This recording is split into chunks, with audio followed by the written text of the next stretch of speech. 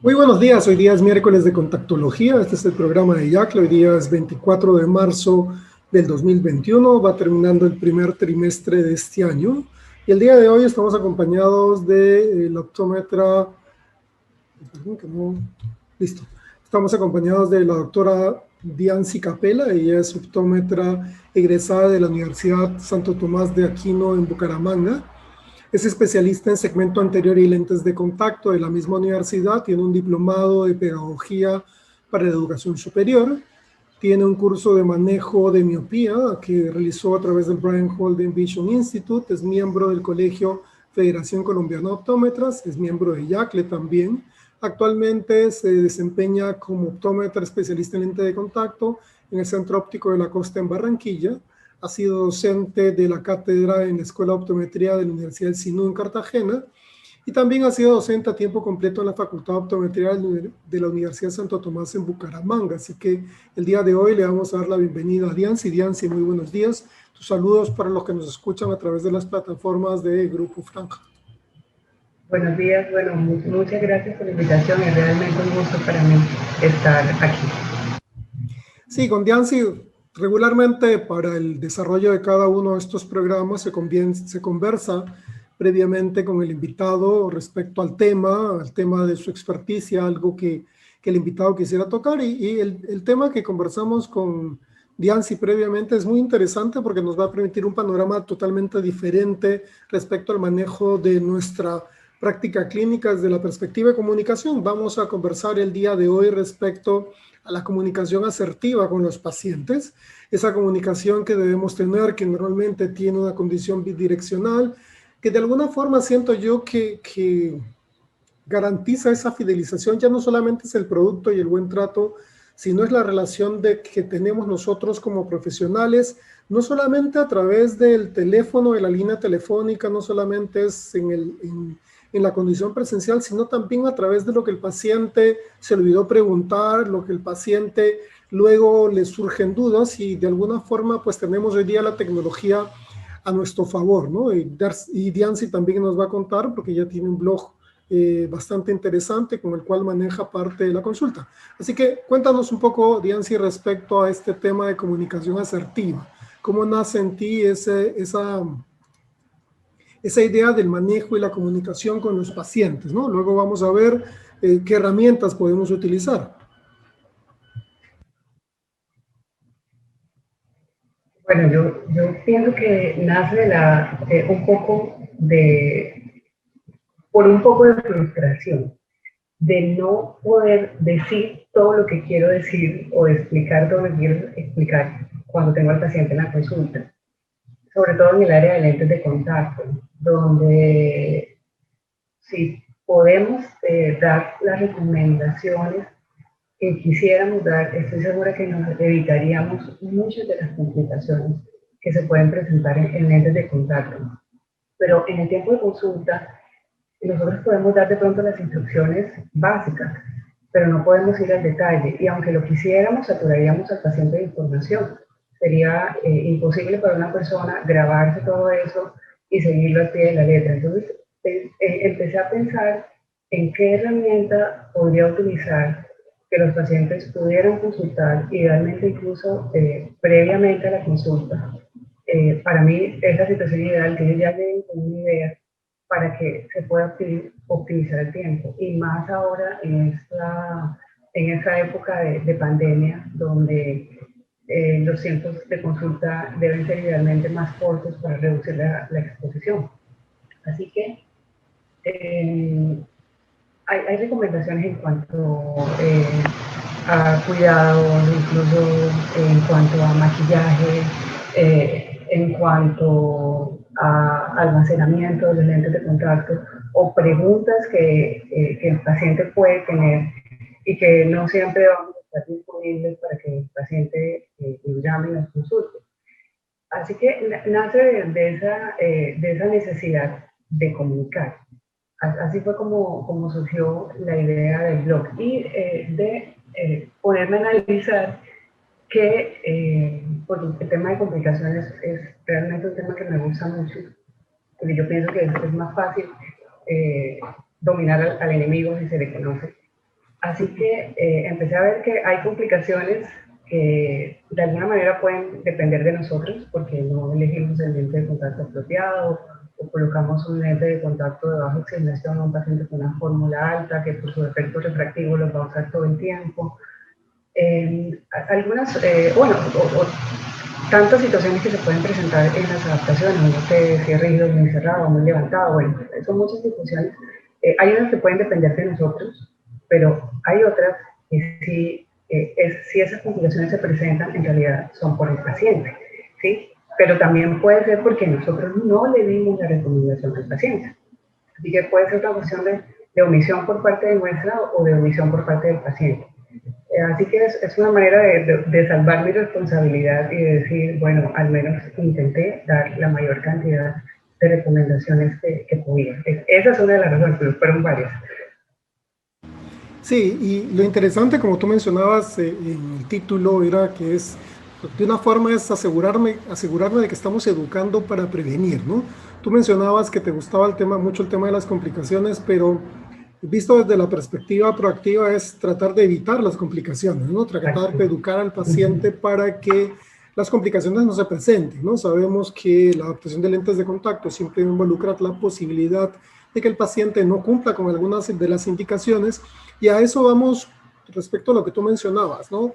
La comunicación o lo que tú le comentas al paciente durante la adaptación es como cuando uno presenta un tema, digamos, en una conferencia y al terminar dices por el tema del tiempo, que a veces uno tiene 15, 20 o 30 minutos, dices, uy, me olvidé de mencionar esto, que lo hubiera dicho porque era muy importante, ¿no? El tiempo siempre puede ser un factor que nos limite la posibilidad de comunicación, y como tú decías, en esta época compleja, complicada, de atención, donde uno quiere tratar de tener la menor cantidad de tiempo de interacción con el paciente, hacer estrictamente los procedimientos que correspondan, los controles que correspondan, las citas que correspondan con el paciente, pues definitivamente el tener algo que nos dé un backup de información que siga siendo un nexo con el paciente, yo creo que es muy, muy importante.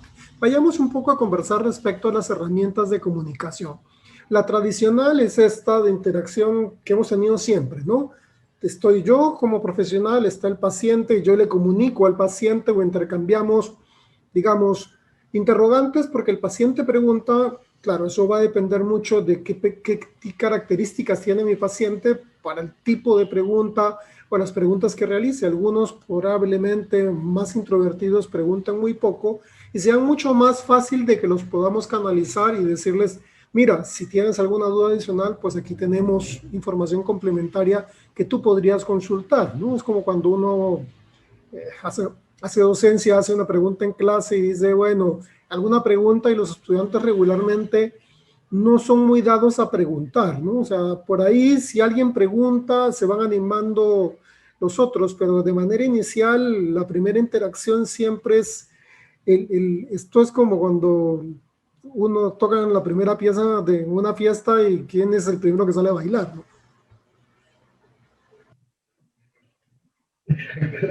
Sí, puede ser una cuestión de timidez. Y también otro factor importante es que yo pienso que muchas de las dudas surgen ya sobre la marcha. Cuando el paciente ya empieza a enfrentarse a situaciones, ¿será que me puedo maquillar con los lentes de contacto? ¿Puedo dormir sin ellos? Hay muchas situaciones, o viajar en un avión con los lentes, hay muchas situaciones que el paciente se va a hacer la pregunta, es ya qué. Y a veces hay informaciones que parecen obvias y que y al ser obvias, uno piensa que son innecesarias. Pero la sorpresa que me he llevado es que nunca nada se debe dar por sentado. Hace poco tuve una paciente que me decía que llevaba 20 años usando lentes de contacto y me dijo que nunca le habían dicho que no era recomendable dormir con el lente de contacto. Era algo que a mí me parecía difícil de creer y más difícil todavía que no hubiera presentado una complicación. Y uno de los retos en esta situación también es el paciente, no sé si te ha pasado, el paciente que dice, pero yo llevo años haciéndolo así y nunca me ha pasado nada. Así que parte de la educación es también eso, ¿no? O sea, decirle al paciente, puede que nunca le ha pasado, pero nunca se sabe en qué momento se le pueden bajar las defensas, en qué momento puede estar expuesto a un microorganismo que realmente sea agresivo. Y yo siempre le digo, pues no abuse de su buena suerte. Si no ha pasado, no quiere decir que no le vaya a suceder. Y he conocido de primera mano pues, casos de pacientes que precisamente por el exceso de confianza terminaron con complicaciones y ellos mismos reconocen que fue porque se relajaron con las medidas de higiene y de almacenamiento de los lentes de contacto. O a veces, por ejemplo, nos enfocamos en el lente y tal vez no hacemos énfasis en el estuche. Y es que todo eso es como un eslabón de cosas, ¿no? Donde si se descuida un factor, resulta que ese factor puede ser el que lleve a una complicación. Entonces, por eso te decía que mientras más las conozco, más veo que es necesario comunicar, ¿sí? Se presenta en un bajo porcentaje, pero como dice una colega, pues no queremos que nuestro paciente sea precisamente ese que se da una en 1.000.000 o dependiendo de la proporción en la que se pueda presentar. Claro, porque a veces, como tú mencionas, hay pacientes que experimentan o utilizan su propia experiencia como para retarte, ¿no? O sea, sí, lo que usted me dice es cierto, puede ser cierto, pero a mí nunca me pasó y yo lo hago todos los días y no me pasa nada, de repente eso le pasa a otros y a mí no. Y esto nos lleva de alguna manera a encargar al paciente y el paciente a veces no es que no nos crea, sino que el paciente sobre la base de su propia experiencia pues te reta, ¿no? Y te dice, mira, a mí no me ha pasado, yo duermo, es como los pacientes que usuarios de lentes rígidos, gas permeable, que dicen, no, yo si se me cae el lente pues me lo meto a la boca y luego me lo meto al ojo, ¿no? O sea, no pasa nada porque nunca me ha pasado porque el paciente sobre la base de su propia experiencia establece sus propios criterios, sobre todo como tú decías, esa paciente de 20 años, usuaria de lentes de contacto, que no le habían dicho nunca que no podía dormir con lentes de contacto, parece increíble, ¿no? Porque quizás, bueno, son 20 años, los hidrogel de silicona ya existían, bueno, si fueron hidrogel de silicona, el nivel de riesgo por hipoxia era menor, pero si hubiéramos pensado 30 años atrás, definitivamente pues hubiéramos tenido problemas asociados directamente a la hipoxia, ¿no? Porque sabíamos que dormir con lentes de contacto en ese momento pues generaba un problema asociado a la hipoxia. Y la gran ventaja de lo que tú mencionas, a pesar de las diferencias que puedan tener la comunicación tradicional, es esta primera interacción es importante, creo yo, con el paciente.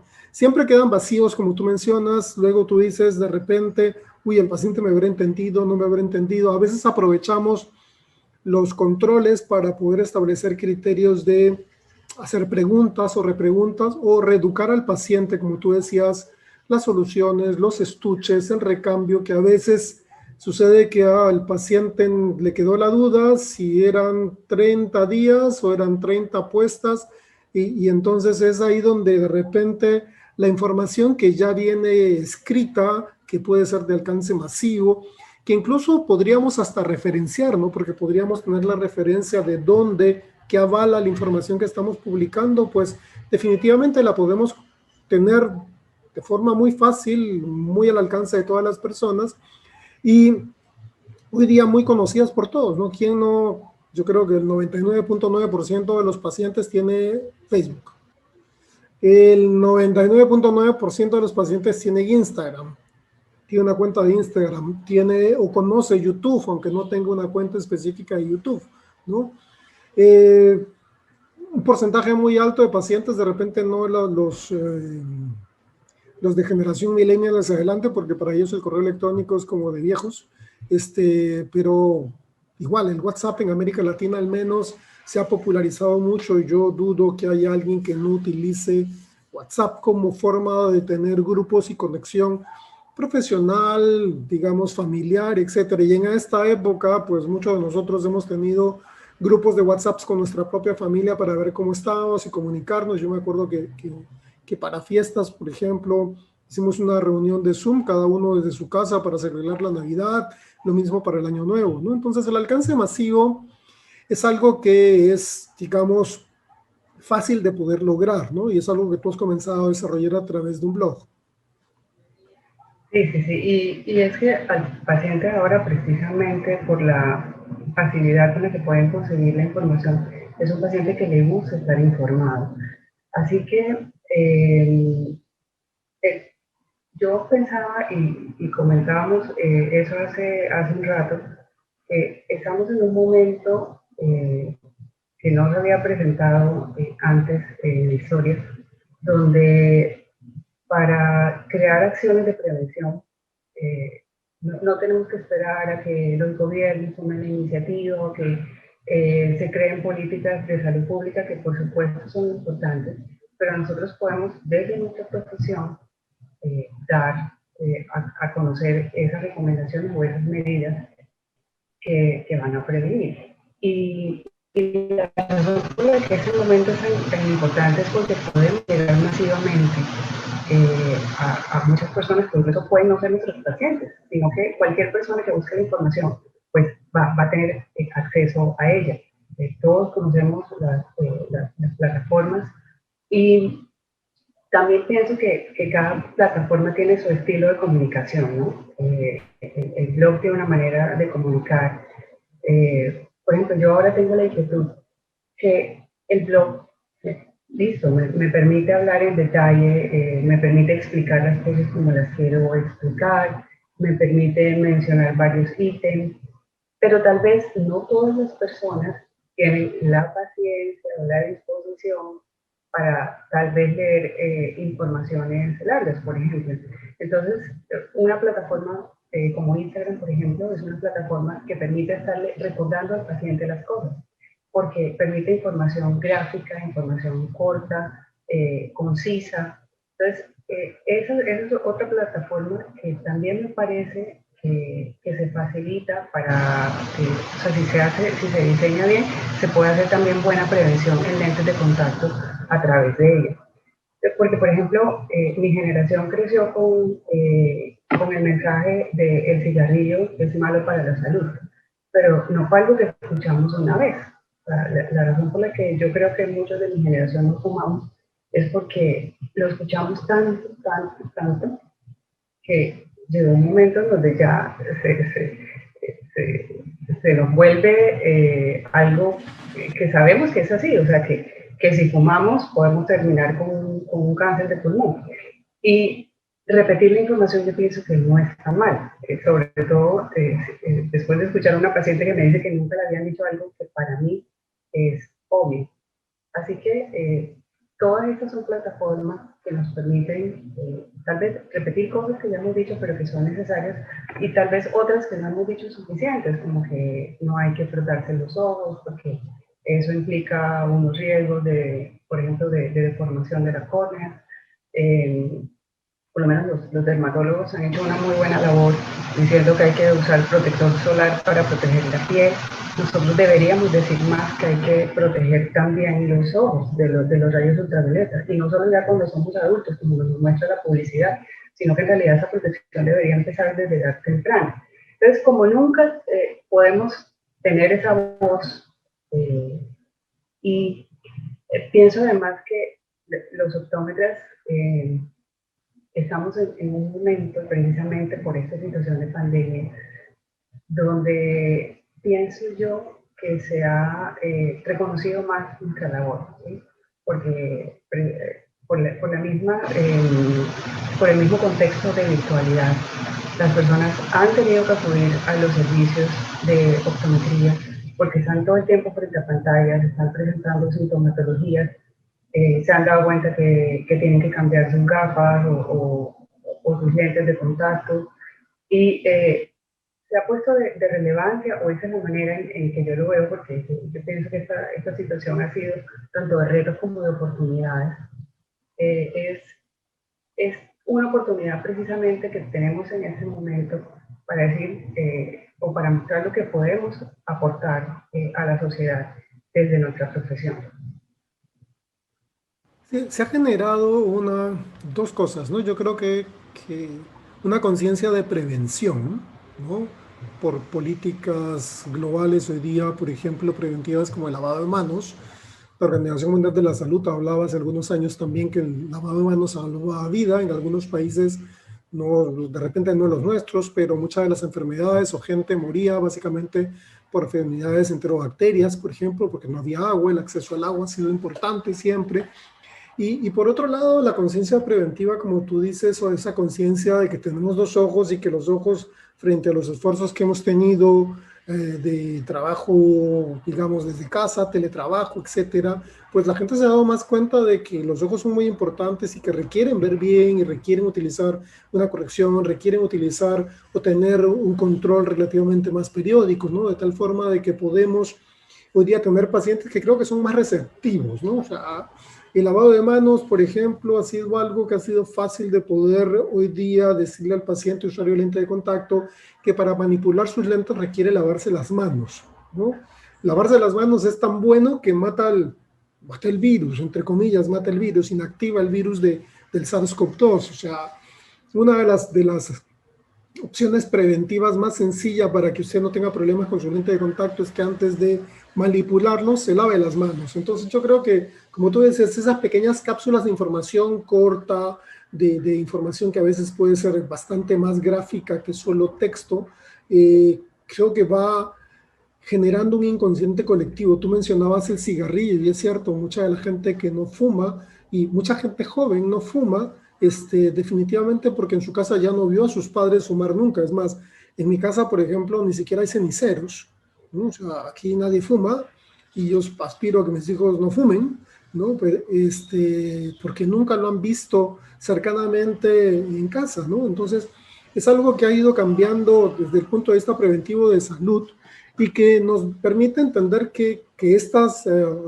digamos, herramientas de comunicación masivo también van a tener ventajas, que las vamos a conversar en un momento, pero también pueden tener desventajas, ¿no? Pero yo creo que son más las ventajas que las desventajas, definitivamente apoyados en toda la tecnología y las aplicaciones que tenemos hoy día tan fáciles para un teléfono celular, ¿no? Dentro de esas ventajas que tenemos, pues hay muchísimas aplicaciones, casi todas las que están listadas en esta imagen las conocemos y definitivamente creo que las ventajas son más que aparentes, ¿no? Tú tienes un blog que lo vamos a visualizar porque es lo que hemos ido conversando, pero estas ventajas que están asociadas a esta tecnología definitivamente es que facilitan mucho el acceso, ¿no? Y además de eso, pues permiten interactuar muchísimo con el paciente de forma muy sencilla, entrar a digamos, desde su teléfono, a recordarle, a tener recordatorios, a tener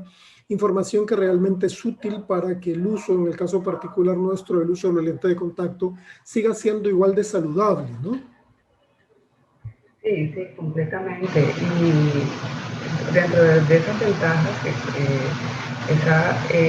una de mis favoritas, además del bajo costo, porque tienen esa particularidad que nos permiten tener gran alcance y generalmente a un costo bajo, es que son fácilmente actualizables. Eso para mí es una maravilla.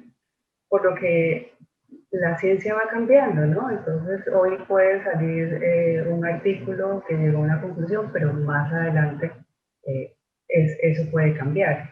Y lo vimos mucho, por ejemplo, con la situación de COVID. En la medida que se iba conociendo más del virus, ciertas informaciones fueron cambiando. Y así pasa también en optometría, pues, bueno, más bien en contactología, donde van saliendo cosas nuevas, cosas que queremos informar, y tiene la ventaja de que la información se puede actualizar. Eso es algo que para mí es maravilloso. Y una de las cosas que descubrí trabajando en esto del blog es que, que nos permite ser creativos, como buscar la manera de ser lo más gráficos posible en nuestras descripciones. Así que para mí también ha sido un ejercicio como de descubrir nuevas tal vez habilidades que tal vez yo pensaba que no tenía, y que el mismo blog y bueno, y también algo de Instagram en lo que he trabajado, no en prevención, me ha permitido descubrir, y eso ha sido también motivante para mí. Y sin duda, lo más importante de todo esto es el hecho de que bueno, en realidad pienso que todo es importante, ¿no? El hecho de que es de fácil acceso. Hace un rato hablábamos que en este momento la mayoría de personas tienen acceso a un computador, a un celular.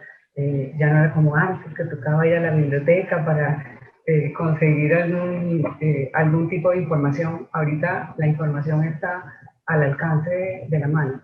Así que creo que esta es una ventaja muy grande de estas nuevas tecnologías.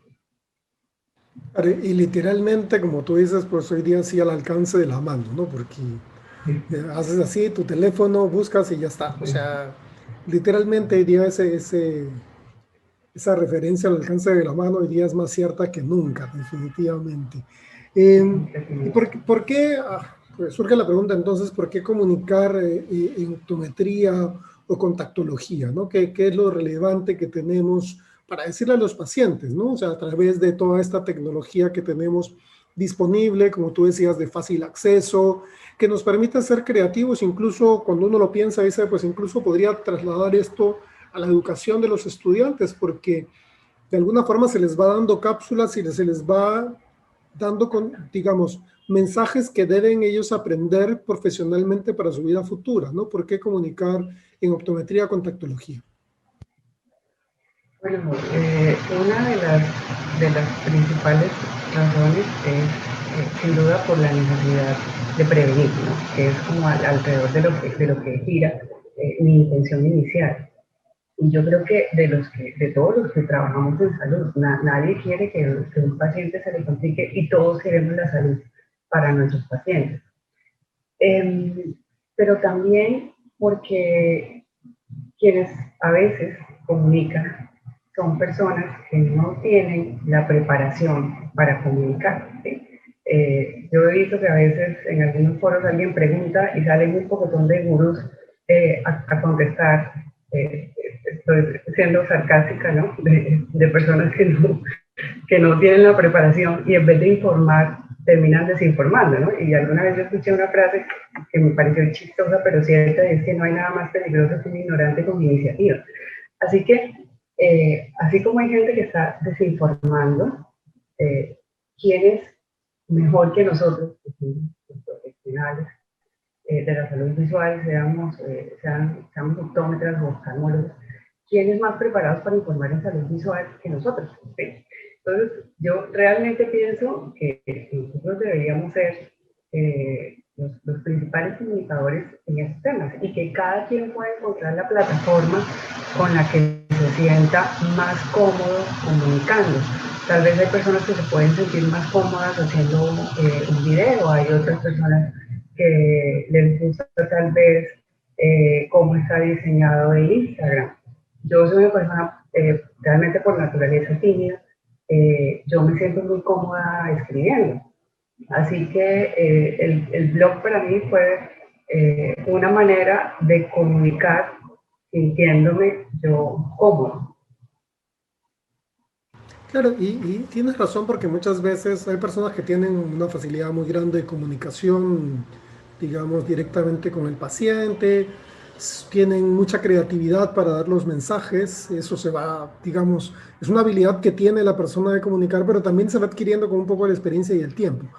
Pero a veces sucede también que uno podría expresar mejor sus ideas o su conocimiento a través de texto. No es algo que lo que tú mencionas, por ejemplo, veía ahí yo en las imágenes que decías, nosotros deberíamos ser los principales youtubers, blogueros o instagramers, porque cuando uno ve, por ejemplo, yo lo veo con mis hijos, cuando uno ve los youtubers que facturan mucho dinero y YouTube les da la placa indicando, realmente los contenidos que comunican pues no tienen mayor sustento, y si yo lo veo en nivel de trascendencia, pues es simplemente el unboxing de un paquete o de un juguete.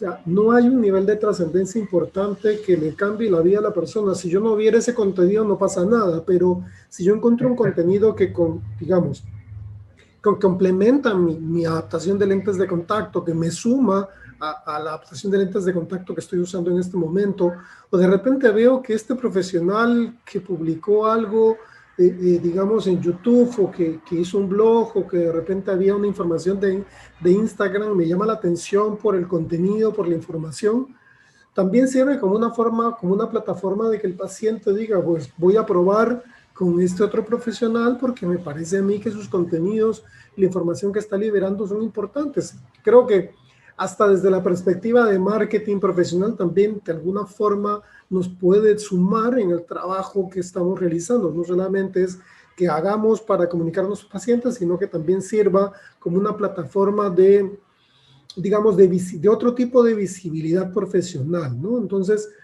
ahora vayamos a conversar específicamente del blog que tienes tú. Vamos a que nos cuentes un poco más esta es la forma, esta es la pantalla que uno tiene cuando ingresa al blog, que es bastante amigable, pues no solamente por estructuras, sino si ustedes ven el color, los textos, la cantidad de información. Bueno, lo que dice ventaja es algo que se ha agregado, no está en el blog obviamente, pero si ustedes ven hay cosas importantes, ¿no? Como ponerse y quitarse los lentes de contacto, que, bueno, regresamos al tema de lo obvio, ¿no? Puede parecer muy obvio, pero hay pacientes que no la tienen tan fácil a veces para hacer una inserción y remoción de lentes de contacto. Cuéntanos un poco detalles del blog que manejas tú. Bueno, lo que quise hacer de alguna manera fue como hacer de forma estructurada todo ese paso a paso y de la manera en que yo idealmente quisiera que lo hubiera podido hacer en el consultorio. Entonces, ahí hablo de la importancia del lavado de manos, que por supuesto eso es algo tan básico que es de los pasos que uno no se puede saltar en el consultorio. Cómo determinar si el lente está al derecho o al revés. Y me tomé el trabajo de explicar por lo menos 3 técnicas. Algunas de las fotografías yo misma las tomé porque quería ser lo más clara posible. Reuní también preguntas que me han hecho los pacientes a lo largo de este tiempo, y sé que nos han hecho a muchos de nosotros, y traté de dar respuesta a esas preguntas. Hablo de esa minucia que de pronto se nos puede pasar en el consultorio. Por lo menos una de las cosas que me pueden preguntar mis pacientes, la mayoría mujeres, es, por ejemplo, si se pueden maquillar con el lente de contacto. Sí, sí se puede, pero hay que colocarse primero el lente de contacto, luego el maquillaje. Hay unas recomendaciones específicas, por lo menos que no hay que colocar el lápiz en la parte interna del bote del párpado, porque esas partículas se pueden introducir en el ojo y adherirse al lente de contacto. Por ejemplo, que al momento de desmaquillarse pueden preguntarse, bueno, ¿y cómo hago aquí? ¿Me quito primero el lente o me desmaquillo? Ahí la respuesta es al revés. Ahí primero hay que quitar el lente de contacto y luego es que se desmaquilla, porque en ese proceso de desmaquillarse se van a desprender partículas. La misma solución desmaquillante puede adherirse al lente de contacto y afectar las características del lente. Entonces, son cosas sencillas, pero que no alcanzamos a cubrir en una consulta. Entonces, de todas esas cosas que yo iba recordando, que de pronto los pacientes me iban preguntando, fueron las que traté de ir reuniendo en el blog. Y hubo muchas que me quedaron en el tintero o que se me han ido ocurriendo después de que escribí esos posts. Y tengo mucha producción que quisiera hacer, o sea, muchas cosas más que quisiera comunicar. Algo que me gusta del blog es que permite un sello personal. Es decir, lo que yo escribo ahí está adaptado a lo que yo realmente quisiera decirle a los pacientes. Yo revisé de pronto y habían sí, recomendaciones de casos comerciales o tal vez algo que alguien comentaba, pero muy corto. Entonces yo traté de hacer como lo que yo quisiera poder comunicar de la forma más completa posible. Y sin embargo, se siguen quedando cosas. Por lo menos ahí cuento la anécdota de un caso que me dejó pensando mucho y es precisamente sobre eso de lo obvio, ¿no? Y es un paciente que presentó dos úlceras bacterianas, usuario de lentes de contacto, y no entendíamos por qué. Sí, repasábamos todo el régimen que él tenía y parecía perfecto. No entendíamos por qué se tenía que infectar. Y en algún momento le preguntamos que si estaba usando sus botas lubricantes, dijo que sí, le preguntamos dónde las tenía y cuando las saca, se mete la mano al bolsillo donde tenía monedas y saca las botas, además mal tapadas.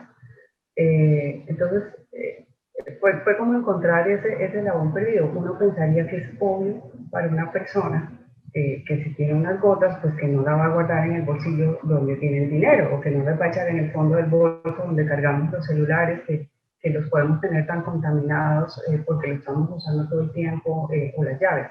Entonces, a raíz de esas experiencias que he tenido con los pacientes, entonces una de las recomendaciones es tenga sus botas en un estuche independiente, no las ponga en contacto con monedas o con superficies que puedan estar contaminadas. Así que realmente es el resultado de eso. Algo que me gusta particularmente del blog es que a mí me desespera, por ejemplo, tener que esperar todo un video de YouTube para que me den la respuesta de algo que yo quiero encontrar. A veces hay ciertas plataformas, por ejemplo, como los blogs, porque alguna vez hubo una discusión de si están condenados a desaparecer. Y yo pienso que no. O sea, cada persona puede tener estilos diferentes. Mi hijo, por ejemplo, prefiere ver los videos de YouTube y los adelanta y tiene ya sus estrategias para llegar al punto que ella quiere llegar. Yo prefiero buscar y que me den la información que yo necesito en el momento. Y me gusta mucho también la posibilidad de poder volver a leer esa información. O sea, el paciente puede consultarla todas las veces que desee. A veces nos ha pasado que de pronto veo un post en Instagram y luego cuando lo voy a buscar ya se me perdió, ya no lo encuentro. Creo que la información que está en el blog es más fácil de buscarla nuevamente. Eso también es una de las cosas que me gusta de esa información que coloque, como decir, bueno, si el paciente la quisiera volver a consultar, aquí facilito la puede volver a conseguir. Sí, tú mencionas algo que es interesante porque yo lo veía, lo conceptualizaba, por ejemplo, como contenidos mixtos, ¿no? Que poder conectar de repente el blog a una cuenta de Instagram, el blog a tu propia cuenta de YouTube, donde puedas tener un video corto explicativo, como tú decías, que permita que, dependiendo de cómo ven los usuarios, básicamente porque está enfocado no en lo que yo quiero, sino en lo que las otras personas pueden estar buscando, pues realmente les pueda servir, ¿no? Que de alguna forma sí genere un fomento de acciones preventivas, como tú mencionabas, ¿no? O sea, que no sea solamente algo que yo lo escribo como una bitácora de lo que sucedió de mis pacientes, porque podría ser un estilo de blog, sino que me permita, como tú mencionabas, comunicar a través de este medio, pues, información relevante para que en el caso particular de los lentes de contacto, por ejemplo, el paciente pueda absolver dudas, pueda entender cosas que no entendía o pueda reforzar a través de esa información escrita que antes no sé, se entregaban antes, me acuerdo, las compañías de lentes de contacto tenían como folletos informativos de cómo ponerse un lente de contacto, cómo quitárselo, cómo limpiar sus lentes, cómo cuidar los estuches, etcétera, ¿no? Había una serie de información que se daba por escrito, que hoy día obviamente ya no se da más por escrito, se aprovecha todas las herramientas digitales que tenemos disponibles. Pero fíjate que para mí esa sería la situación ideal. O sea, para mí eso sería la comunicación asertiva. O sea, por ejemplo, en mi caso, tal vez a mí me gusta más buscar algún artículo y leerlo. Pero, como te decía, a mi hija le gusta más ver el video de YouTube. Entonces, para mí la situación ideal es poder comunicar de diferentes maneras, ¿sí? En mi caso, pues yo escogí el blog. No descarto hacer algo, de hecho es algo que me gustaría hacer también en Instagram.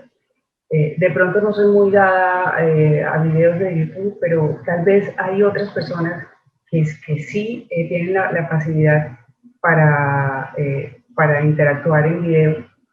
Así que para mí la riqueza de la comunicación es esa, el poder llegar a diferentes estilos de personas, ¿sí? De diferentes edades. Incluso a mí me sucede que yo puedo revisar una red social u otra dependiendo de mi estado de ánimo. ¿Sí?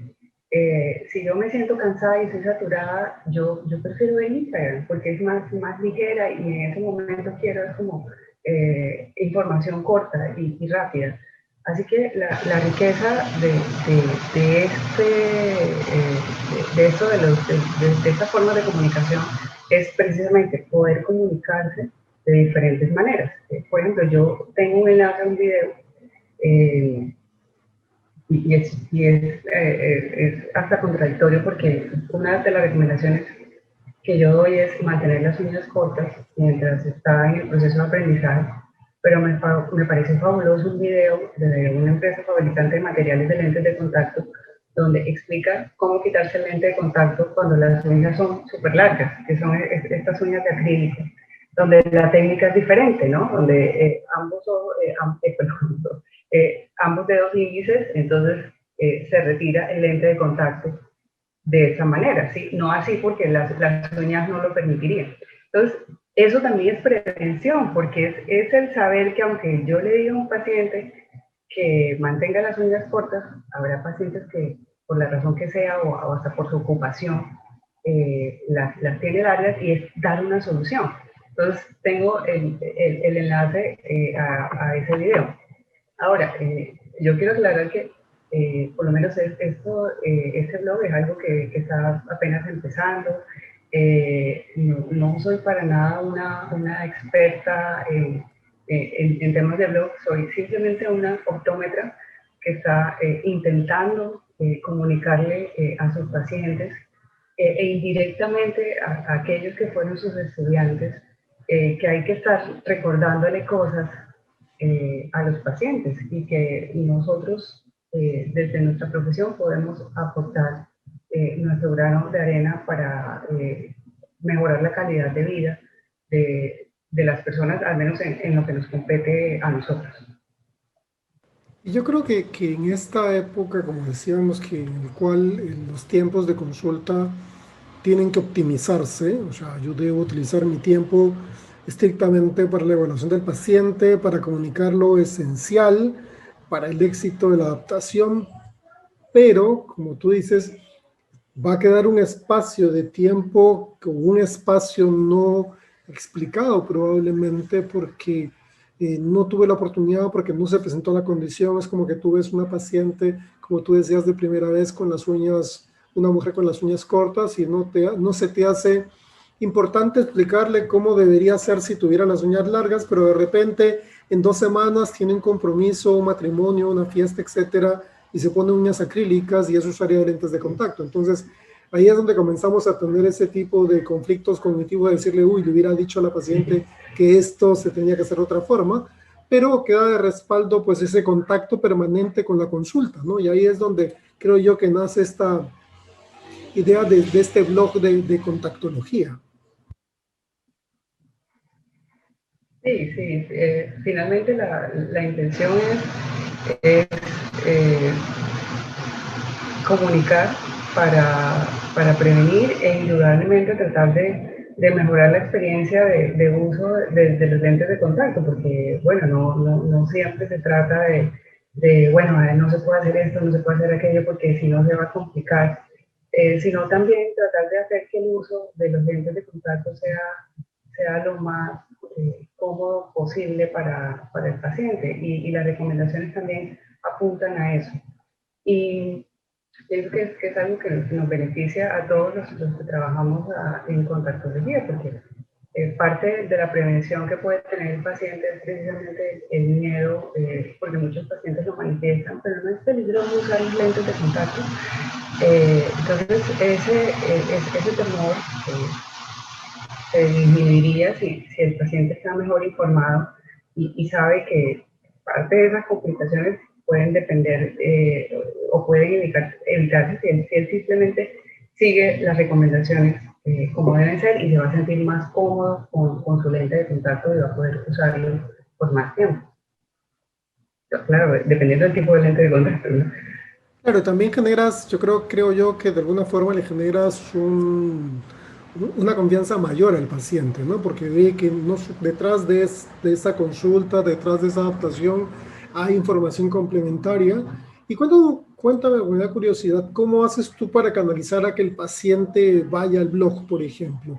Yo llego a tu consulta, es una consulta, digamos, de primera vez, y cómo orientas al paciente para que pueda absorber esas inquietudes que pueda tener de repente, cómo llega él a navegar dentro del blog.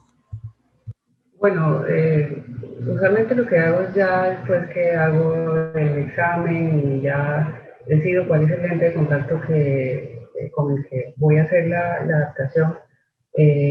Bueno, en realidad es ya cuando finalizo el proceso y ya viene el momento de entregarle el lente al paciente. Usualmente yo lo cito para hacer esta entrega y enseñarle a colocarse y quitarse el lente de contacto. Entonces, ese es el momento donde yo les pido que previamente a la consulta, no lo hago con todos, pero cuando lo he hecho he visto que ha funcionado, y es que le pido que lea esa información sobre, digamos que todo lo que tiene que ver con un lente de contacto, sobre todo una persona que lo va a usar por primera vez, y para que ahorremos tiempo en la consulta. Y he visto que cuando lo he hecho, el paciente ya llega más informado y generalmente sí trae preguntas, ¿sí? Porque tal vez el hecho de leer la información hace que se le generen cosas o que se le generen más dudas, o que quiera reforzar algunas de las cosas que escribí, como por ejemplo, pero yo pensaba que si tenía lente de contacto podía ir a la playa con él, ¿sí? Entonces, tal vez como se enteró de algo que a lo mejor tenía algunos planes y resulta que ese plan no era lo que él imaginaba. Así que ya llega con cierta información, y eso optimiza para mí el tiempo de la consulta, porque ya nos podemos enfocar en lo que es relevante en ese momento, que es el que desarrolle la destreza para colocárselo, para quitárselo, vigilar que esté haciendo un lavado adecuado de manos, ya enfocarme más en la parte práctica, no tanto en lo teórico, sino en la práctica, y ya es el espacio para resolver esas dudas que pudieron haber quedado cuando el paciente leyó la información. Tú mencionaste, por ejemplo, el caso de un paciente que le surge la duda de que se puede usar los lentes de contacto en las playas, y eso nos lleva a pensar en esa cultura de prevención que tú mencionabas, ¿no? En condiciones por las cuales un lente de contacto, no el lente propiamente es el problema, sino que el mal uso del lente de contacto podría generar una complicación no deseada. Definitivamente el lente no es el causante, sino es el vehículo, porque se contamina, ¿no? En el caso de una keratitis, por ejemplo, por acantomeba, como se muestra en la imagen. Sí, sí, y es algo que ya, ahí voy, ¿no? Que si lo repitiéramos con más frecuencia, si lo diéramos a conocer con más frecuencia, deberían estarse presentando cada vez menos, ¿no? Sabemos que la acantomeba es un parásito, que se puede encontrar en el agua y que no se debe poner en contacto el agua con el lente de contacto. Muchos pacientes piensan que no hay ningún problema en que ellos se duchen con el lente de contacto y en realidad la recomendación es no hacerlo.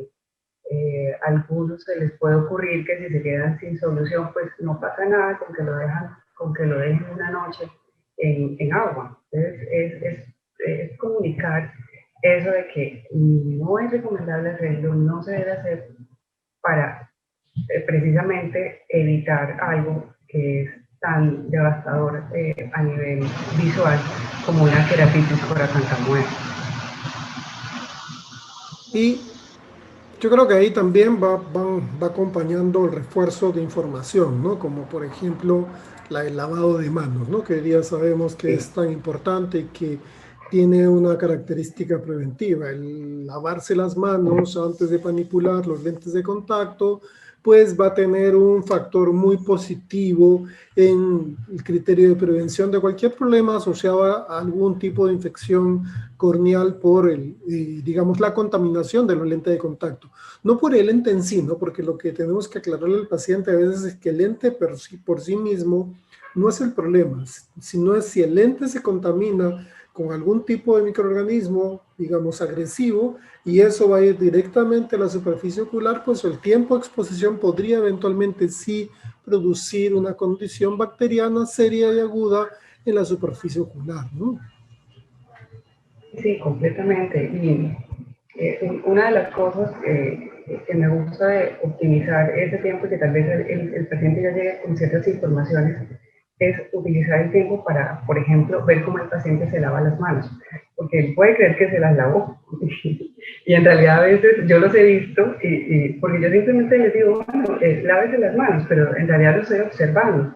Y cuando hago esa observación le digo, eso no fue un correcto lavado de manos. Entonces, ahí es donde viene precisamente la labor educativa. Otros, por ejemplo, se lavan las manos y se quitan las gafas, ¿sí? Entonces, se habían lavado las manos y tocaron una superficie que está contaminada, porque o sea, se las quita para poder colocarse el lente, pero ¿cuántas veces no tocamos las gafas sin lavarnos las manos? O se descuida y entonces en ese momento es que va a acomodar el espejo o toma el celular. Así que es importante decirle, no es suficiente con que, con que se las lave, con que se las lave bien, con que se las seque bien, porque también hay unos que se las lavan pero no las secan. Y el secado de manos también es importante precisamente para no poner en contacto agua con lente de contacto. Y secar con una toalla limpia, porque a eso me refiero, que hay informaciones que nos pueden parecer obvias, pero que a veces hay que decirlas, preferiblemente con una toalla de papel. Una de las razones que puede ocasionar también que tener una infección es, por ejemplo, colocan las gotas de la solución y realmente no frotan el lente. A veces parece que tienen como una caricia y yo digo, ahí no se va a desprender nada. O sea, realmente hay que frotar, obviamente no con demasiada fuerza como para romperlo, pero realmente hay que frotar. Lo que ya habíamos mencionado anteriormente de la importancia no solo de lavar las manos, de secarlas, de limpiar el lente, sino también de no descuidar los estuches. De hecho, algunos estudios han mostrado que muchas veces es en los estuches en donde realmente se dio el crecimiento de los microorganismos. Las chupas y todos los accesorios que van o que el paciente puede utilizar como usuario de lentes de contacto. La importancia de no rellenar la solución o de no reutilizarla, que esa solución debe desecharla todas las noches. Algunos por ahorrar solución pues les parece una buena idea tal vez rellenarla o volverla a utilizar, y eso también se ha comprobado que es una de las acciones que más riesgo pueden tener de infección. Lo que habíamos mencionado de que utilizan agua, algunos piensan que la solución salina puede servir para desinfectar el lente y no es una solución desinfectante.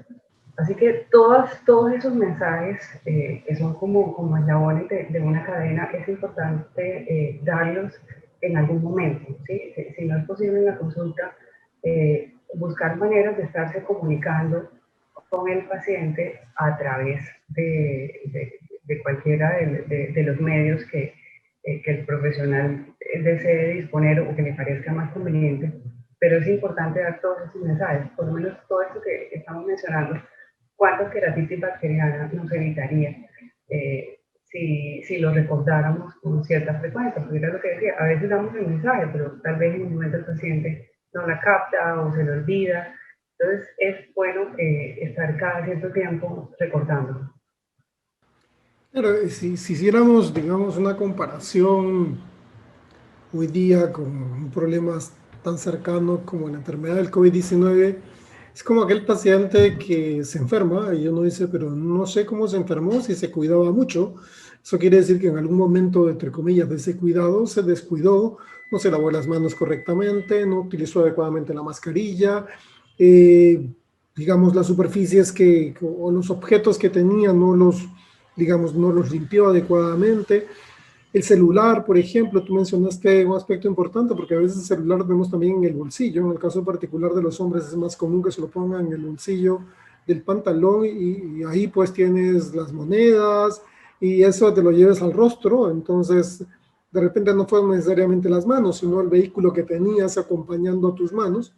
Y luego, ¿cómo te limpias las manos? Puedes tener un baño que de repente es el de la oficina donde hay una toalla, pero la toalla la han usado, pues no sé, durante toda la mañana la han usado todas las personas que están en la oficina y como tú decías, pues la idea es que haya un proceso higiénico en el manejo de los lentes y eso se puede, es como una suerte de lista de cotejo, ¿no? Usted para evitar complicaciones tiene que lavarse correctamente las manos, no tocar las superficies que pueden estar contaminadas, como están listadas en esta diapositiva, ¿no? De tal forma de que uno puede evitar problemas que se podrían eventualmente presentar, pero que sí se pueden prevenir definitivamente, ¿no? Otro aspecto que diría es menos frecuente, por ejemplo, es la hipoxia, ¿no? Porque tenemos lentes que nos permiten un nivel mucho más alto de oxigenación, de tal forma de que la hipoxia podría eventualmente no ser un problema hoy día tan significativo, pero sí tenemos usuarios de lentes de contacto de muchos años que llegan con cuadros hipóxicos previos, ¿no? O aquellos pacientes que utilizan lentes y no los recambian en los plazos correctos, mostrar una imagen donde permita observar qué es lo que eventualmente podría ocurrir si usted no cambia sus lentes de contacto por ahorrarse unos pesos y hacer que el lente de un mes le dure 2 o 3, pues obviamente usted tendría un problema hacia el futuro que podría involucrar por la posibilidad de que no siga usando lentes de contacto o que tenga algún otro inconveniente más adelante, ¿no? Sí, afortunadamente las complicaciones derivadas de hipoxia son cada vez menos frecuentes, pero pues como mencionabas hay casos de casos, ya pacientes que llevan utilizando el lente de contacto durante mucho tiempo, o como mencionaba hace algún tiempo, pues pacientes con fórmulas bastante altas que sobreusan el lente de contacto, que aparte de eso duermen con el lente de contacto. Entonces hay ciertos factores que se pueden unir y que pueden terminar generando complicaciones derivadas de hipoxia. Y de ahí la importancia también, porque parte de esa cultura de prevención de la que estamos hablando es realizar los controles a los pacientes, ¿no? Porque es ahí donde podemos ver las señales que nos pueden estar indicando que el paciente puede estar haciendo un sobreuso del lente de contacto, que tal vez está durmiendo con el lente de contacto.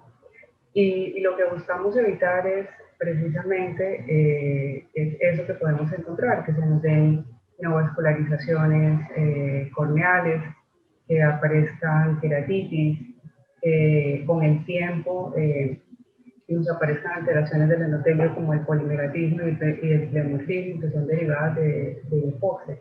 Así que también lo podemos de alguna manera prevenir, diciendo al paciente pues, que no use el lente de contacto demasiadas horas en esos casos especiales, que no duerma con ellos.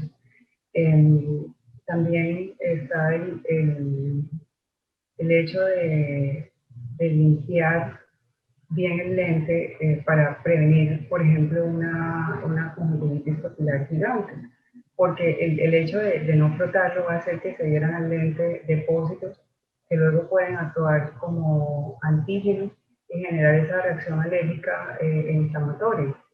Hablábamos de la importancia de frotar el lente, de utilizar las soluciones que realmente sean las recomendadas, dependiendo de las características de cada paciente. Y también, como tú mencionabas, pues hay casos en los cuales un lente, sobre todo en las medidas altos miopes, por ejemplo, donde las medidas no están en rangos convencionales y a veces todavía se tiene que fabricar un lente anual para esos pacientes, van a haber casos muy puntuales en los cuales de repente se escapen al promedio y la hipoxia podría eventualmente ser el problema. La conjuntivitis papilar asociada al uso de lentes de contacto, pues se evita generalmente si el paciente recambia sus lentes al tiempo correspondiente y con una adecuada valoración del paciente cada vez que viene a consulta, porque muchas veces no se vierte el párpado en cada consulta y es algo que deberíamos hacer más allá de simplemente la respuesta de confort, ¿no?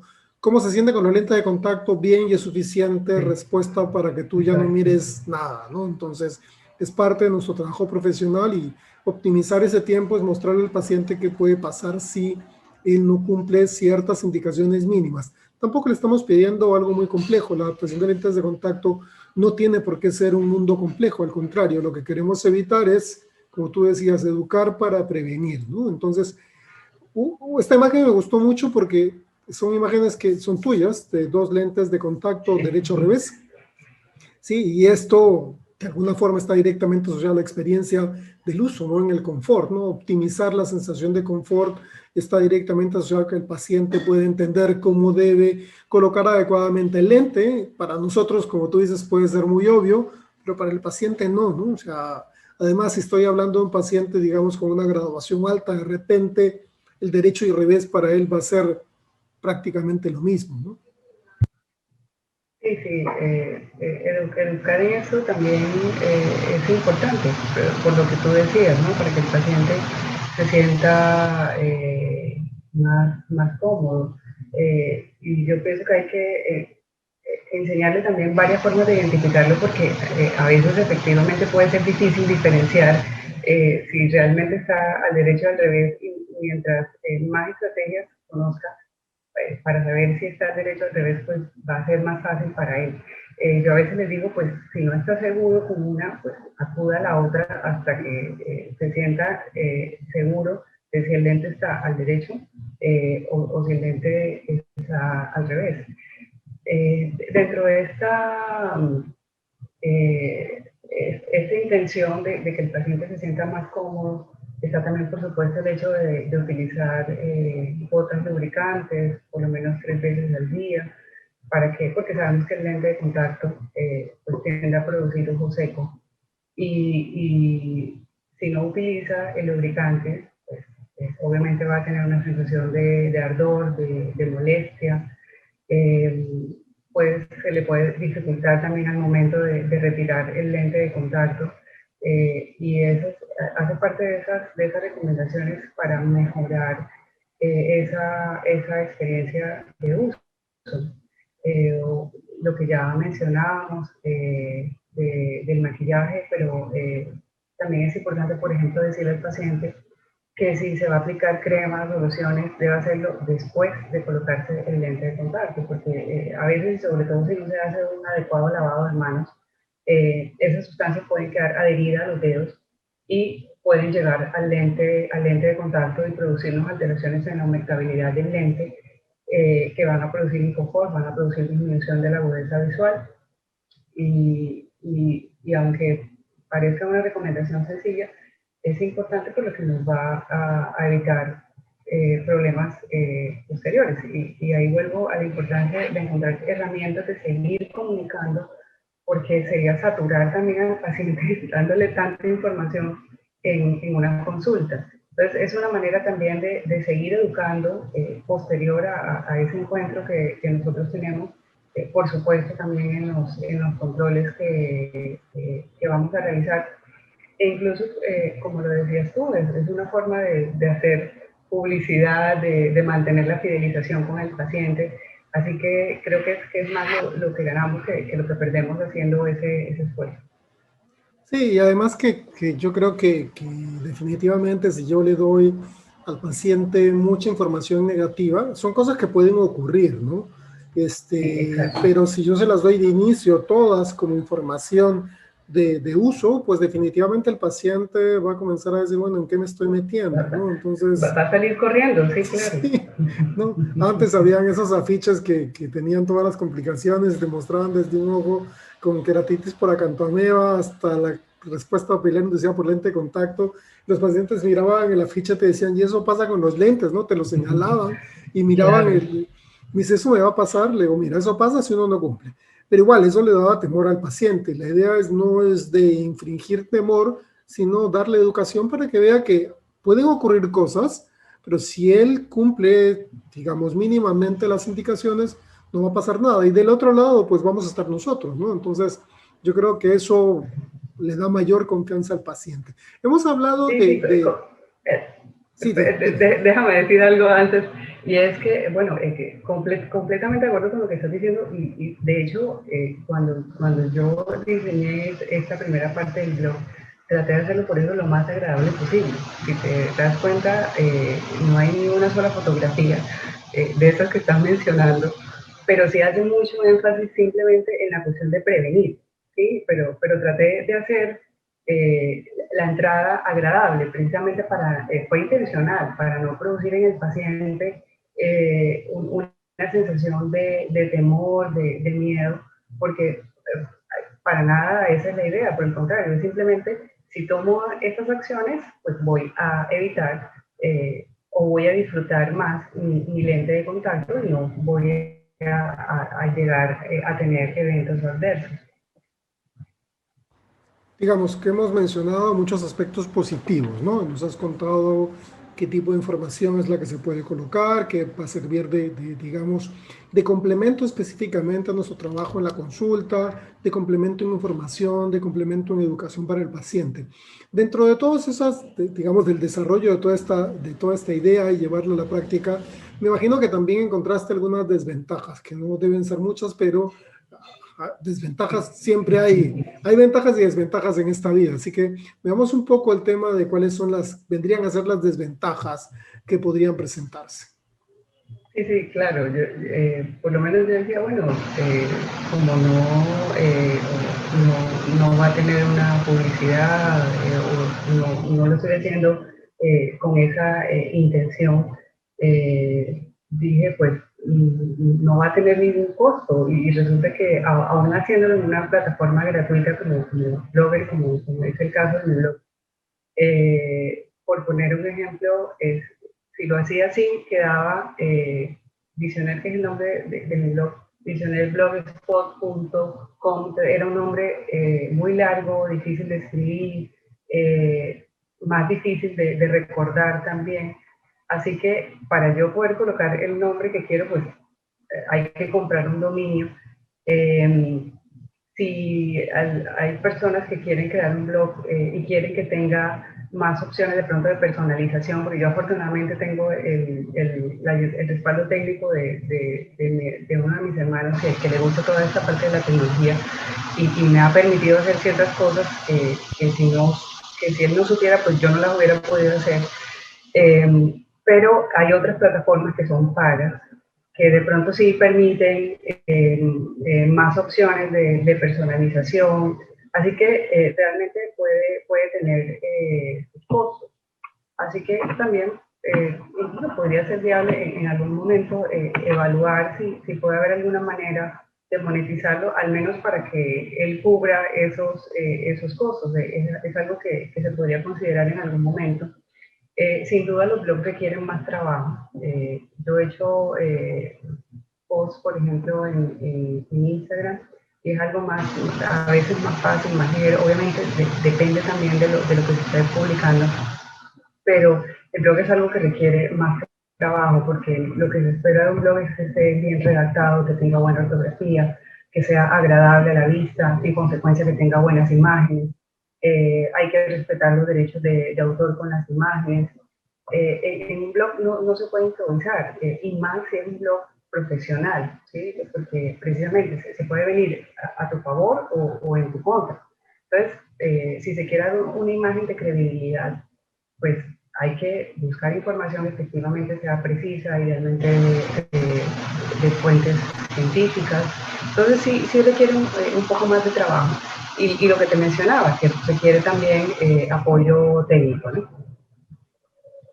Sí, definitivamente yo considero que todo son dos cosas, ¿no? El primero, digamos, desde la perspectiva de la conceptualización de la idea para comenzar, y luego al desarrollo de la idea, pues hay un paso intermedio que es evaluar si tenemos, digamos, esa habilidad o el conocimiento para poder hacerlo solos, sino como tú decías, pues requerimos el soporte técnico de alguien más que nos pueda ayudar con este desarrollo, porque yo puedo tener la idea puede ser fantástica, pero si no tengo las habilidades, pues voy a tener un espacio en blanco que no puedo cubrir y eso me va a generar una dificultad de inicio. Entonces, es una alternativa que sí, yo creo que todo en esta vida involucra algo de esfuerzo y sacrificio definitivamente, pero digamos que si yo lo pongo en una balanza, el nivel de esfuerzo y sacrificio que requeriría un blog pues es mínimo, es una inversión extremadamente pequeña comparativamente con el objetivo de lo que yo quiero lograr, ¿no? Si yo conceptualizo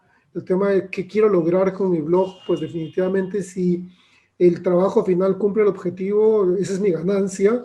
Como tú decías, si se puede monetizar de repente en algunos, porque lo que tú mencionaste es importante, porque tú dijiste que tuviste que comprar un dominio para que finalmente el acceso sea muy similar al de una página web, ¿no? Que la gente pudiera acceder como si estuviera accediendo a una página web, pero donde tú tienes el control fácil del contenido y lo puedes actualizar con frecuencia, mucho más rápido de repente que tener alguien que esté manejando directamente la página web y tenga que alimentar los contenidos un tercero, ¿no?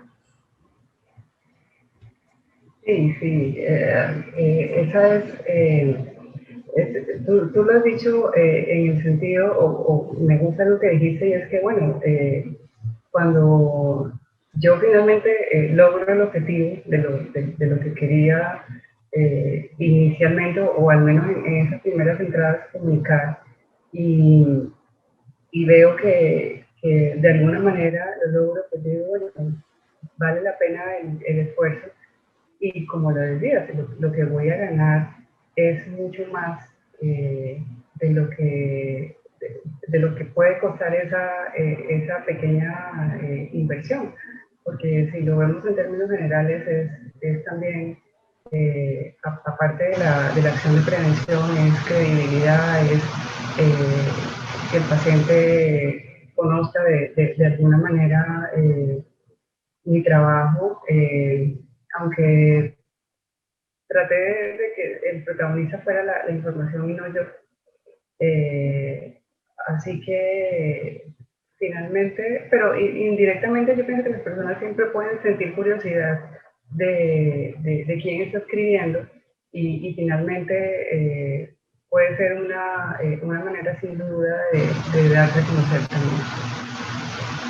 Bueno, digamos que en resumen podríamos decir que si bien desde, digamos, desde tu perspectiva inicial tú no hiciste un blog con la idea de que que estuvieras centrado en ti como profesional, que tampoco tendría nada de malo porque estás generando tú el contenido, lo hiciste desde la perspectiva del contenido preventivo, educativo para el paciente y como tú dices, sí, definitivamente genera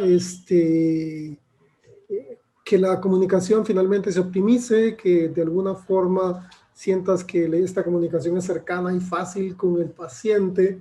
Y yo creo que sí, y tú que ya has tenido la experiencia, yo creo que sí es una muy buena opción de manejo en una consulta, sobre todo creo yo en las consultas, como en el caso particular tuyo, como en el caso mío, que tenemos nuestra propia consulta, que somos, entre comillas, nuestros propios jefes de trabajo en la consulta, que nos permite pues tener ese extra con el paciente que muchas veces lo pensamos y en vez de escribirlo de repente en una revista de publicación general, pues lo podemos publicar directamente para que nuestros pacientes y los que en algún momento puedan llegar por alguna consulta, digamos, externa buscando en el internet, por ejemplo, complicaciones por lente de contacto, pudieran llegar a nuestra información también, y que si bien no va a ser una información, digamos, con un background extremadamente científico, va a ser información útil que va a tener un respaldo en la parte académica, ¿no?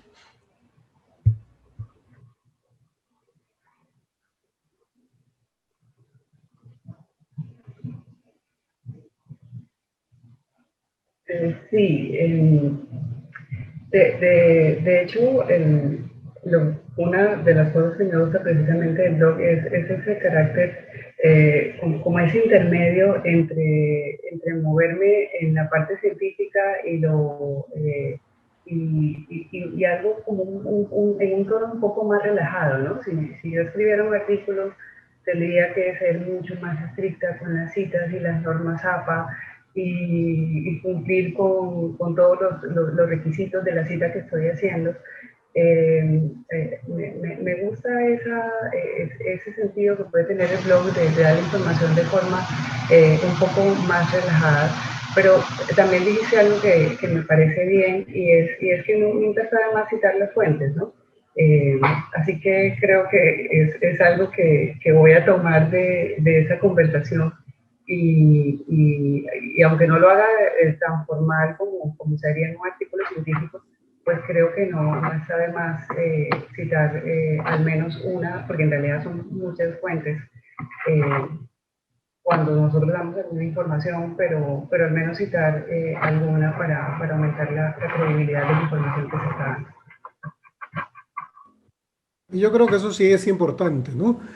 Tener una información que podamos respaldar, eso nos diferenciaría ya de cualquier otra información, como tú decías, de un youtuber que publica o que puede dar información respecto, porque yo le he visto respecto a lentes de luz azul, respecto al uso de lentes de contacto, sobre todo en la lente de contacto de Halloween, que más es la idea básica de mostrar el tema como un producto o luego comentar de un problema que tuvieron, pero definitivamente, como decía al principio, al final se termina desinformando, y luego esa desinformación es muy difícil de revertir, ¿no? Es muy complicado, eh, porque si tú sales a defender la posición, pues al final te terminan atacando, como diciendo, lo único que tú pretendes es vender, y lo que no quieres es vender. Al final de cuentas no tendría nada de malo si yo adapto lente de contacto que los venda, porque es parte de mi trabajo profesional.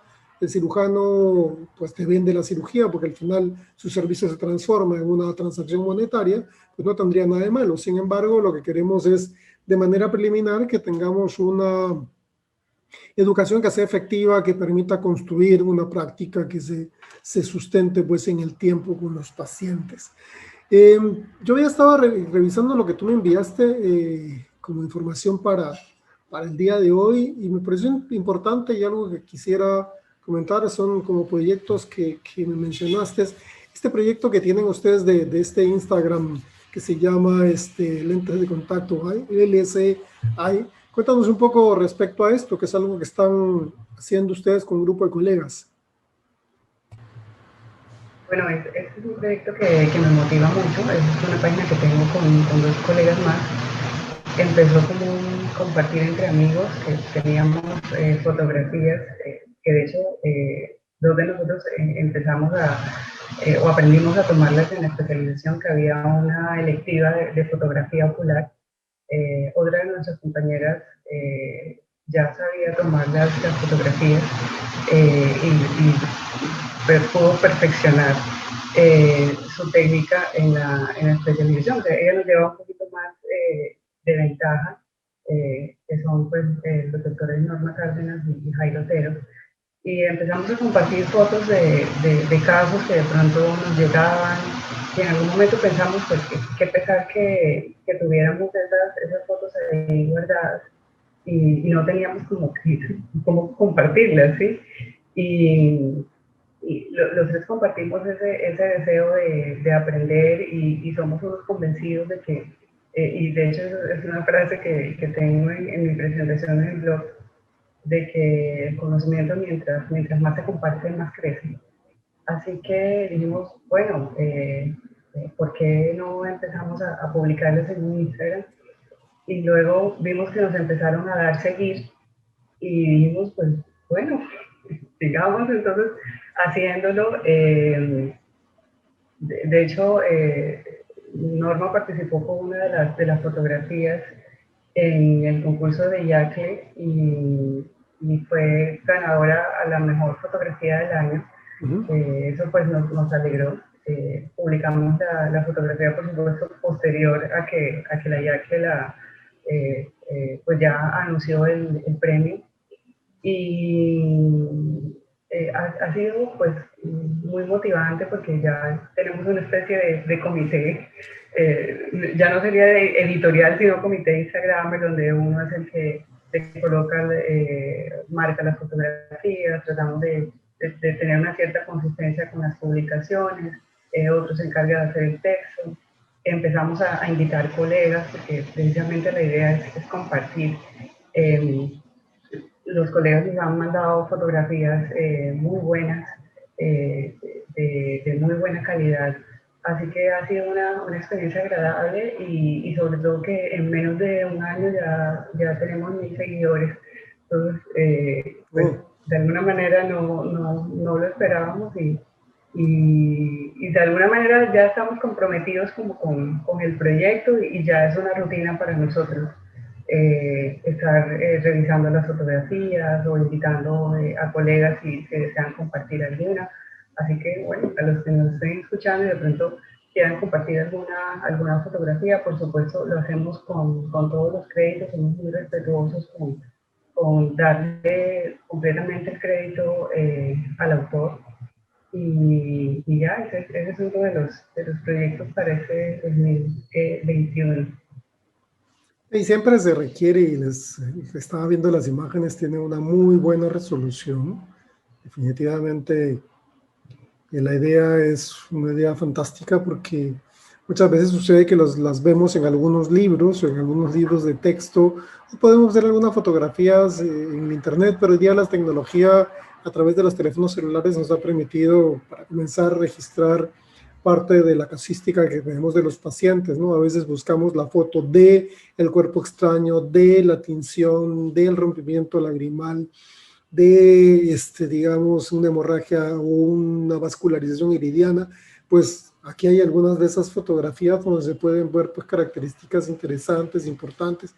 Incluso sirven para mostrarle al paciente, mire, esto es lo que pasa, esto es lo que sucedió en su ojo, así se ve si yo no tengo en ese momento la posibilidad de tomar la foto o hacer el video. Entonces yo creo que es una herramienta de educación también, una herramienta de educación y compartir con los colegas para que cada quien pueda tener su propia participación, ¿no? Aquí yo me imagino que esto es abierto, el que tiene una foto y quiere entregarla, pues es bien recibida. Completamente, sí, esa es la idea en este momento, como que inicialmente empezó como un compartir entre nosotros y luego pero bueno, tal vez así como nosotros tenemos fotos guardadas en nuestros teléfonos, hay otras personas que las quieren, que tal vez las quieren compartir. Y sí, hemos recibido de optómetras, de oftalmólogos, y realmente es muy sencillo. El ruido que escuchaste era que quería mostrarte un dispositivo súper económico donde se coloca el celular. Los tres tenemos, creo que el mismo, y realmente es fácil tomar fotografías, solo es aprender a ubicar bien el teléfono, y el resto es cuestión de practicar. Nada, los felicito porque es una iniciativa muy bonita, además de clínica. Gracias. Nada, muchísimas gracias por tu participación. Gracias por esta invitación a participar. Te iba a decir que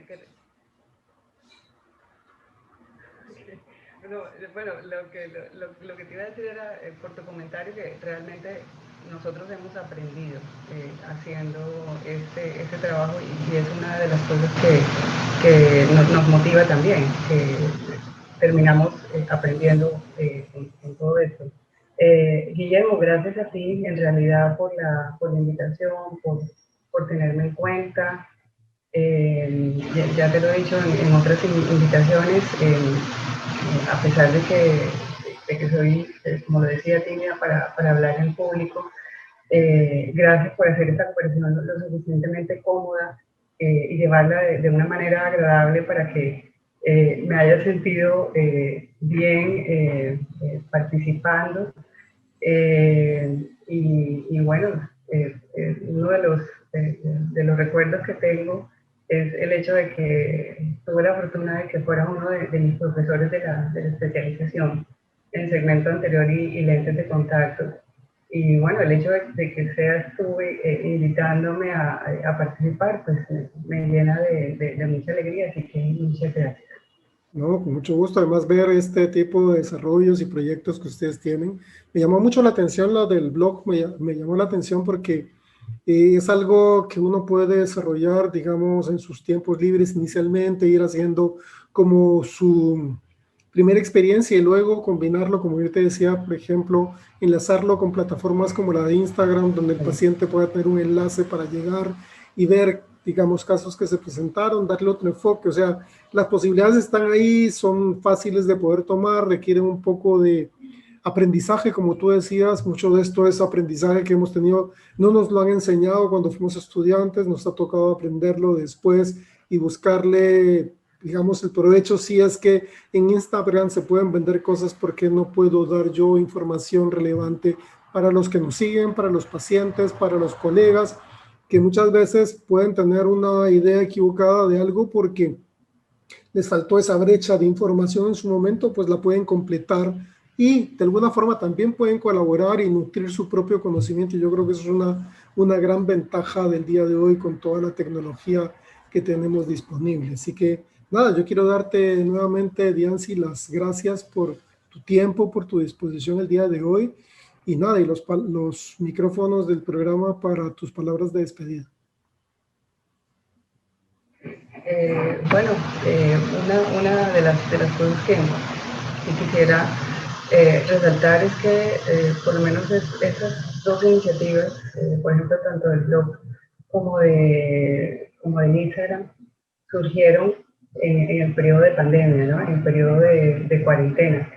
Así que solo quiero finalizar con una frase que le he escuchado a una amiga oftalmóloga que dice que todo lo malo trae su bueno. Así que esta situación de tantos retos ha sido también una situación en la que también hemos podido generar oportunidades, afortunadamente. Así que, bueno, ¿no? Muchas gracias y siempre dispuesta a colaborar en lo que yo pueda ser útil. Gracias. Gracias, Diancy. Definitivamente sí, lo que te comentaba esta doctora que tú decías, pues definitivamente sí, este tiempo que hemos tenido en la primera etapa de repente para pensar que estábamos de vacaciones por los primeros 15 días y después comenzar a sacudirnos y decir, bueno, ¿y ahora qué cosa va a pasar? ¿Por cuánto tiempo? Y han surgido muchas de estas iniciativas. Parte de las iniciativas, por ejemplo, que tiene el programa TLC de Yacle, es parte de una iniciativa también global, tratar de llegar a los profesionales, a los miembros de Yacle, hacer que los miembros de Yacle participen de una forma más activa, que tengan un espacio, una vitrina en la cual puedan decir, y mire, aquí estamos nosotros, no solamente tengo la membresía, sino que además de la membresía, esta es la capacidad que tengo como profesional, mi capacidad de crear, porque definitivamente eso es lo que comienza a producir pues un conocimiento mucho más, digamos, consolidado en la región, ¿no? Y es lo que necesitamos. El mes de abril vamos a tener el Congreso de Yacle, virtual obviamente por los temas de pandemia, y este va a estar directamente enfocado en temas de investigación para educación, ¿no? ¿Cómo debo plantearme yo formalmente la parte de investigación? Que es algo que todavía en América Latina nos queda pendiente, ¿no? O sea, somos buenos clínicos, pero la parte de investigación pues a veces la dejamos de lado porque pensamos que es extremadamente compleja. Sí tiene su dificultad, tiene su esfuerzo, pero compleja no es. No necesito tener el super equipo, puedo hacer cosas relativamente más sencillas con mis propios pacientes, puedo plantearme ciertas interrogantes a lo que estoy haciendo, puedo tener iniciativas como las que ustedes han planteado de de evaluar luego cómo es la interacción con los pacientes, poder establecer criterios de medición, así como se plantea la idea, luego tratar de medir el impacto que generan. Entonces, todo eso al final de cuentas es investigación.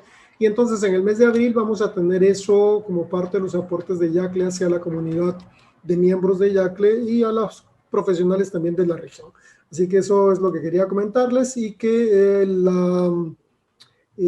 este año es año de examen de fellow, así que los invitamos también a todos los que estén interesados a presentar. La próxima semana se apertura la inscripción, va a estar abierta hasta el mes de junio. El examen va a ser en línea este año debido a la pandemia también.